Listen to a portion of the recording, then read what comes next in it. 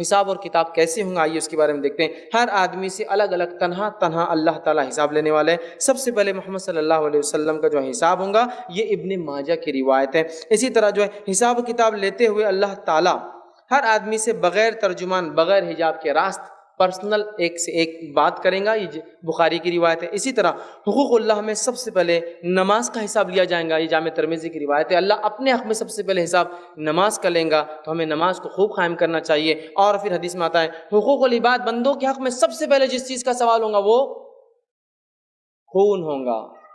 خون، کہ خون تو نہیں بہایا بلا وجہ کسی انسان کا، تو حقوق اللہ میں سب سے پہلا حساب نماز، حقوق العباد میں سب سے پہلا حساب خون کے فیصلے اللہ تعالیٰ کریں گا۔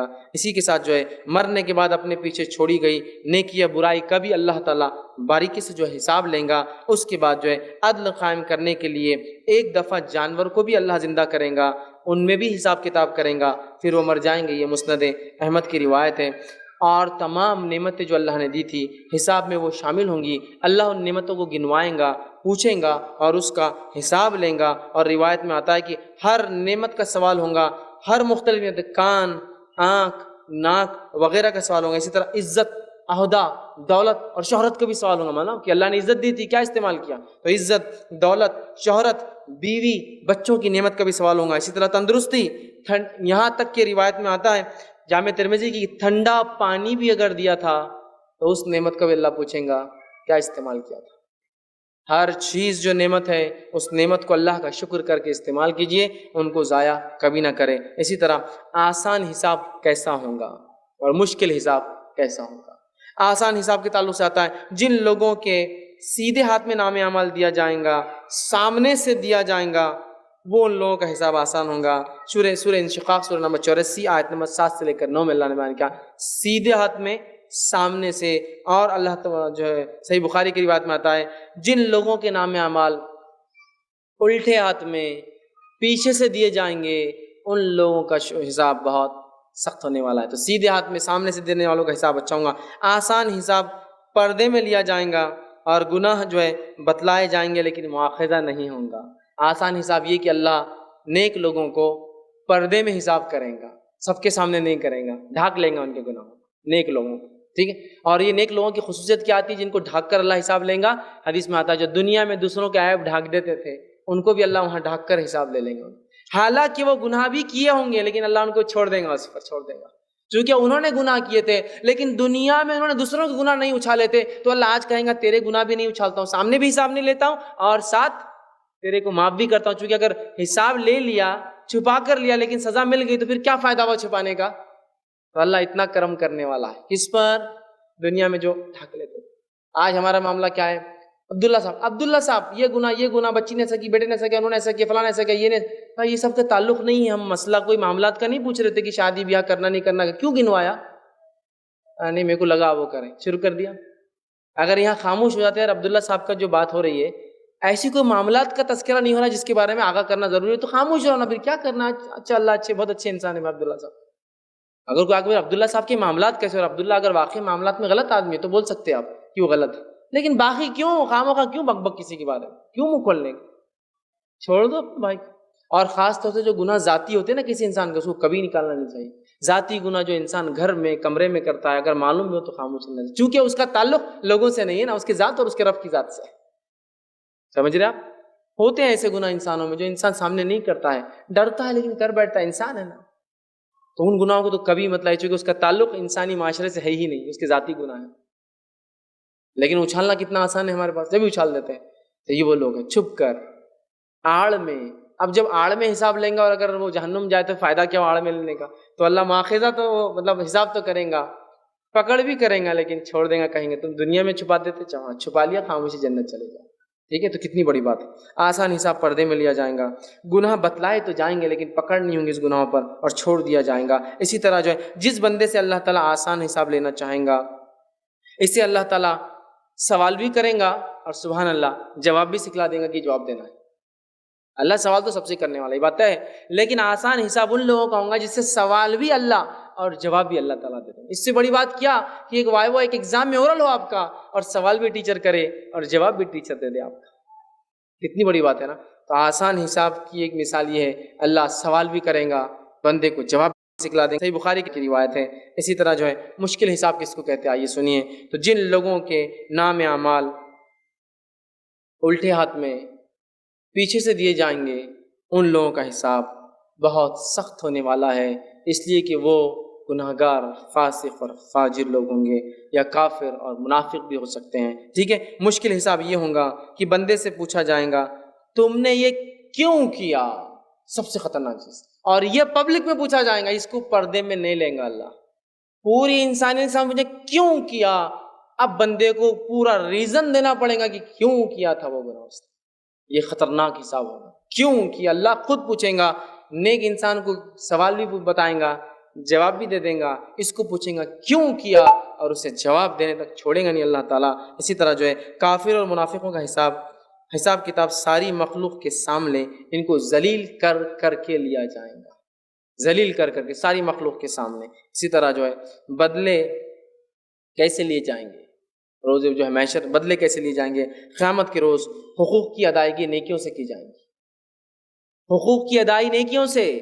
بندوں کے جھاگ ہے نا، گالی دی تھی، چغلی کی تھی، جھوٹ بولا تھا، بہتان لگایا تھا، الزام لگایا تھا، مال لے کے کھا گیا تھا، نقصان پہنچایا تھا، تکلیف دی تھی، ایذا دی تھی، دوسروں کو وہ کی تھی، مخبری کی تھی، کیا کیا نہیں ہو سکتا گناہ جو انسان کے خلاف۔ ہاں تو پھر کیا ہوگا، بدلہ نیکیوں سے، نیکیوں سے، نیکیوں سے۔ ٹرانزیکشن کے لیے میں نے کہا نا، جو سکہ چلنے والا روز قیامت، جو کرنسی ٹرانسفر ہوں گی صرف ایک ہے، نیک اعمال، اور نیک اعمال نہ ہو تو اس کی گناہ اس کے سر پہ ڈالے جائیں گے، دونوں میں سے کوئی ایک چیز۔ ٹھیک ہے، تو ادائیگی نیکیوں سے ہوں گی، یاد رکھیے۔ اسی طرح جو ہے میزان، وہ ترازو کیسے لگے گا، اس کے بارے میں کچھ باتیں دیکھتے ہیں۔ میزان جو ہے پر ایمان لانا ہمارے لیے واجب ہے۔ بحقی کی روایت آپ نے فرمایا کہ میزان پر ایمان لانا، کہ ترازو اس روز لگیں گے، میزان ترازو کہتے ہیں عام زبان میں، اس پر ایمان لانا واجب ہے۔ اسی طرح جو ہے حجت قائم کرنے کے لیے لوگوں کے اعمال میزان میں تولے جائیں گے، جن کی نیکی بھاری ہوں گی وہ کامیاب ہوں گے، جن کے نیک اعمال ہلکے ہوں گے وہ ناکام ہوں گے۔ اس کی تفصیلات اللہ رب العزت نے سورہ قاریہ آیت نمبر 6 سے لے کر 11 میں دی۔ جن کے میزان بھاری ہوں گے، مطلب سیدھے ہاتھ کے پلڑے بھاری ہوں گے، ان کے ساتھ معاملہ درست ہوگا، اور اگر پلڑے ہلکے ہوں گے تو ان سے پکڑ ہوگی۔ صرف ایک نیکی زیادہ ہونے کی بنیاد پر مغفرت ہو جائیں گی، اور صرف ایک نیکی کم ہونے سے انسان جہنم میں بھی جائیں گے۔ میزان جب قائم ہوں گے، اگر پلڑے میں مثال کے طور پر 100 ادھر رکھے ہوئے ہیں نیکیاں اور 99 گناہ ہیں، تو یہ پلڑا سیدھا بھاری ہو جائے گا۔ لیکن اگر ایک گناہ بھی زیادہ لکھنا نیکیوں سے تو الٹا پلڑا جھک جائیں گا، یاد رکھیے۔ اس لیے میں نے کہا تھا نا اس سے پہلے، کسی نیکی کو چھوٹی سمجھ کے کبھی مت چھوڑنا، پتہ نہیں وہی آخر آ کے گر جائے، اور کسی گناہ کو چھوٹا سمجھ کے مت کرنا، پتہ چلا وہی وزنی بن گیا اس روز۔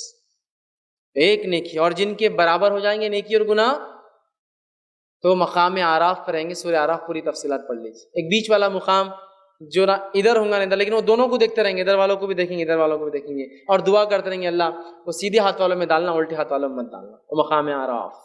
لیکن مقام اعراف ٹیمپرری فیز ہے، ہمیشہ نہیں رہیں گا۔ اور مقام اعراف والوں کے تعلق سے یہ بات قرآنی مقالے میں، قرآن کی بات چیت سے سمجھ میں آتی ہے، انشاءاللہ وہ بھی سب کے سب جنت میں جائیں گے،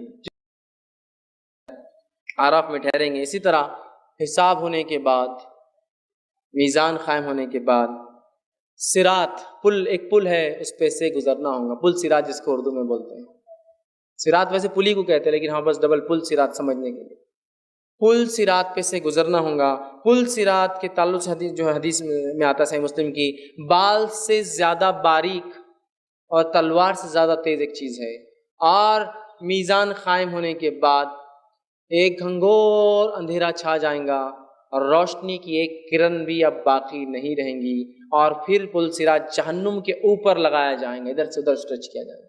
ہر شخص کو جہنم پر سے گزرنا ہی ہے، نیک ہو یا بد ہو، نیک گزر جائیں گا دیکھ کر، بد گر جائیں گا اس کے اندر۔ تو اندھیرا ہو جائیں گا، ایک پل ڈالا جائے گا جہنم کے اوپر، اس کو صراط، پل صراط عام زبان میں اردو میں کہتے ہیں۔ اس پہ سے سب گزریں گے، تلوار سے زیادہ تیز، بال سے زیادہ باریک، جہنم کے اوپر یہ کھلا پل جو ہے رکھ دیا جائے گا۔ ہر شخص کو اس سے گزرے بغیر چارہ نہیں ہوگا۔ سب سے پہلے نبی اکرم صلی اللہ علیہ وسلم، مسلم کی روایت میں آتا ہے، آپ پل صراط پہ عبور کریں گے اور چلے جائیں گے۔ آپ صلی اللہ علیہ وسلم کے بعد آپ کی امت اس پر سے گزریں گی، آپ کی امت کی گزرے بعد دیگر انبیاء اور ان کی امتیں گزریں گی، اور سارے انبیاء یہ کہتے ہوئے گزریں گے، اے اللہ مجھے بچا لینا، اے اللہ مجھے بچا لینا، اے اللہ مجھے بچا لینا، اور گزر جائیں گے۔ یہ اتنی خطرناک جگہ ہے کہ انبیاء بھی دعا کریں اللہ مجھے بچا لینا۔ اسی طرح پل صراط کے اوپر آپ سے فرماتے ہیں کچھ ہکس لگے ہوئے، ہکس، اور وہ ہکس وہ ہے کہ جب گنہگار انسان آئیں گا وہ ہک اس میں اٹک کے اس کے ٹکڑے کر کر کے اس کو جہنم میں نیچے پھینک دیں گے۔ ہکس ہے پل صراط پر، نوکیلے ہک، جب گنہگار آئیں گے وہ پکڑ کے کھینچیں گے اور اس کے اعضاء ٹکڑے ٹکڑے ہو کے جہنم کے اندر گرتے جائیں گے اور وہ انہیں پار نہیں کر پائیں گے۔ یاد رکھیں، اسی طرح پل صراط پر عبور کرنے والے، جانے والے، چڑھ کر گزرنے والے ہر طرح کی روشنی سے محروم ہو جائیں گے، تاریکی ہوں گی۔ امت محمدیہ صلی اللہ علیہ وسلم سب سے پہلے فقراء اور مہاجرین کی جماعت اس پہ سے گزر جائیں گی، حوض کوثر پہ بھی سب سے اول، صراط پہ بھی سب سے اول، اور جنت میں بھی سب سے اول جائیں گے فقراء اور مساکین۔ اور ایک روایت میں غریب لوگ مالدار لوگوں سے 500 سال آخرت کے پہلے جائیں گے جنت میں، 500 ایئرس، 500 سال پہلے۔ کیوں؟ اس لیے کہ دنیا میں غریبی کی وجہ سے بہت ساری نعمتوں سے بیچارے محروم رہ گئے تھے۔ ہوتا ہے نا، بازار سے آپ گزرتے ہیں، آپ کے بچے نے ضد کر دی مٹھائی دلا دو، آپ تو چلے گئے آرام سے، مٹھائی لی اور دے دی، لیکن یہ غریب صرف دیکھتا ہے اور سوچتا ہے اور بچے کو منا کر لے جاتا ہے کہ اپن بعد میں کبھی انشاءاللہ کوشش کریں گے اور لیں گے، وہ نہیں لے سکتا ہے۔ تو چونکہ وہ بہت ساری دنیا کی نعمتوں سے محروم رہا، 500 ایئرز بیفور اللہ ان کو اندر ڈال دیں گے، 500 سال پہلے جاؤ، اس لیے کہ دنیا میں بہت ساری نعمتوں سے تم محروم ہو گئے تھے پیسہ نہیں ہونے کی وجہ سے۔ تو غریبی کوئی بری چیز نہیں ہے بھیا، غریبی اچھی چیز ہے، 500 سال پہلے جانے والے ہیں۔ اور مالداروں کے تعلق سے کہا، مالدار کے لیے تو جنت میں جانا بہت مشکل ہوگا، اس لیے کہ مالداری بہت عظیم نعمت ہے، ایک ایک روپے کا حساب ہونے والا ہے، ایک ایک روپے۔ غریب سے وہ نعمت ہی چھین گئی تو حساب بھی نہیں ہے اس کے لیے۔ امیر سے ایک ایک روپے کا، اور ایک روایت میں آتا ہے کہ امیر کے لیے بہت مشکل ہوگا گزرنا جنت میں یا جنت میں جانا، چونکہ اس کی مال کی وجہ سے بہت اس نے غلطیاں کی ہوں گی، کب کبر، تکبر، بڑھاوا، اونچائی اور کیا کیا نہیں آتا مالداری کی وجہ سے، ہے نا، یہاں تھوڑی بڑھ سکتا میں، اتنا بڑا آدمی ہوں میں، کبر مال کی وجہ سے ہے نا۔ غریب آدمی کبھی بولتا ہے کیسا نہیں، مال بہت گناہ لاتا ہے انسان کے اندر، لیکن مال ایک نعمت بھی ہے، اس کا صحیح استعمال انسان کو ایسے درجے بلند کروا سکتا ہے، اسی کو انتہا نہیں، لیکن بہرحال استعمال صحیح ہو۔ تو بہرحال سب سے پہلے فقیر جائیں گے۔ ہر مومن کو پل صراط سے گزرتے وقت 2 نور دیے جائیں گے، ایک سامنے ہوں گا اور آگے ہوں گا، اور دوسرا سیدھے ہاتھ کی طرف ہوں گا، 2 روشنیاں سامنے اور ہاتھ پہ۔ اور سب سے چھوٹی روشنی جو ملیں گی کسی مومن کو اس کے ایمان کے اعتبار سے، وہ انگوٹھے کے ناخن کے برابر ہوں گی، جب سب سے کم روشنی۔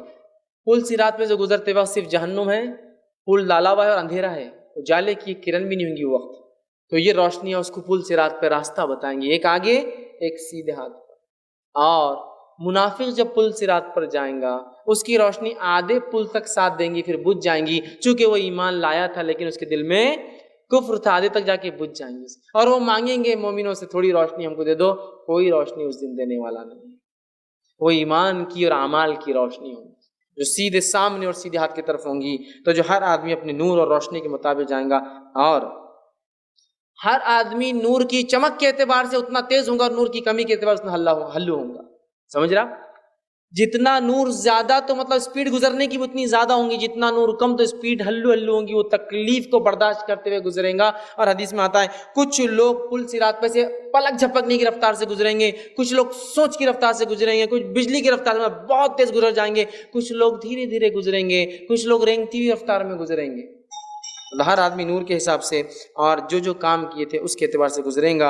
اور جو ہے صراط جو ہے پھسلنے اور گرنے، اور پل صراط کی خصوصیت یہ ہے وہ پھسلنے اور گرنے کی جگہ سیدھا راستہ نہیں ہے، وہ سلپری وے ہے، پھسلنے والا راستہ ہے۔ حدیث میں آتا ہے بعض مومن جو بجلی کی رفتار سے پل صراط پہ سے گزر جائیں گے، بعض مومن پلک جھپکنے کی رفتار سے گزر جائیں گے، ٹھیک ہے۔ اسی طرح جو ہے بعض جو ہے ہوا کی تیز رفتار سے گزریں گے، بعض پرندے کی تیز رفتار سے گزریں گے، بعض گھوڑے کی تیز رفتار سے گزریں گے، بعض اونٹوں کی چال کی رفتار سے گزریں گے، بعض جو ہے خیر و عافیت کے ساتھ جیسے تیسے ہی صحیح بہرحال باہر نکل جائیں گے، بعض جو ہے گرتے پڑتے ٹھوکرے کھاتے ہوئے زخمی ہوتے ہوئے نکل جائیں گے، اور بعض جو ہے وہ ہکس میں اٹک کے جہنم کے اندر گر جائیں گے۔ ہر کوئی اپنی روشنی کے حساب سے رفتار اور تکلیف اس کے حساب سے. یہ صحیح مسلم کی روایت تھی. اسی طرح بہت سختی والی جگہ ہے، بہت خطرناک جگہ ہے. مقام محشر کی ہولناکی کیا ہوں گی؟ ایک تو بھاگنے کی جگہ نہیں، دونوں قدم بس رکھے ہوئے، اس کی ہولناکی کیا ہوں گی؟ تو نبی اکرم صلی اللہ علیہ وسلم فرماتے، طبرانی کی روایت، آپ نے فرمایا حشر کی ہولناکی موت اور قبر کی سختیوں سے کئی گنا زیادہ ہے. مقام محشر میں جو کیفیت انسان کے ساتھ ہونے والی ہے وہ اتنی سخت کیفیت ہے کہ قبر کی تکلیف، موت کی تکلیف کچھ بھی نہیں ہے، نتھنگ، کچھ بھی نہیں ہے. اتنا زیادہ خطرناک جگہ ہے. اندازہ لگائیے، بھاگنے کو جگہ نہیں، صرف 2 قدم جمے ہوئے ہے. تکلیف اور شدت ایسی جیسا موت اور قبر میں بھی جو نہیں ہوئی وہ تکلیف ہونے والی، یہ وہ جگہ ہے. اسی طرح جو ہے آپ صلی اللہ علیہ وسلم فرماتے ہیں حشر کی گرمی، 2 قدم رکھنے کی جگہ، تکلیف ایسی انسان کو کہ موت اور قبر میں نہیں آئی. حشر کا میدان اتنا گرم ہوگا کہ پسینہ اس طویل مدت تک بہتا رہے گا کہ لوگ تنگ آ کر اللہ سے دعا کریں گے کہ حشر قائم کر، بھلے ہی ہمیں چاہے تو جہنم میں ڈال دے اٹھا کر. میزان قائم ہو جائے، ترازو لگ جائے، حساب کتاب ہو جائے، بھلے ہی اللہ ہمیں جہنم میں ڈال دے، لیکن یہ تکلیف ہماری برداشت کے باہر ہے. حشر کا میدان بہت تکلیف دہ جگہ ہے. قدم رکھنے کے لیے صرف 2 قدم رکھنے کی جگہ، پسینے کا وہ حال کہ پسینہ بہتا رہے گا، اس پسینے کی تکلیف، شدت اور بدبو سے پریشان آ کر لوگ کہیں گے اے اللہ حشر قائم کر دے، میزان قائم کر دے، حساب کتاب کر دے، جنت جہنم میں ڈال دے، بھلے ہی جہنم میں ڈال دے لیکن کچھ نہ کچھ آگے فیصلہ کر دے. اس کیفیت میں ہم نہیں کھڑے رہ سکتے اب، ٹھیک ہے. اور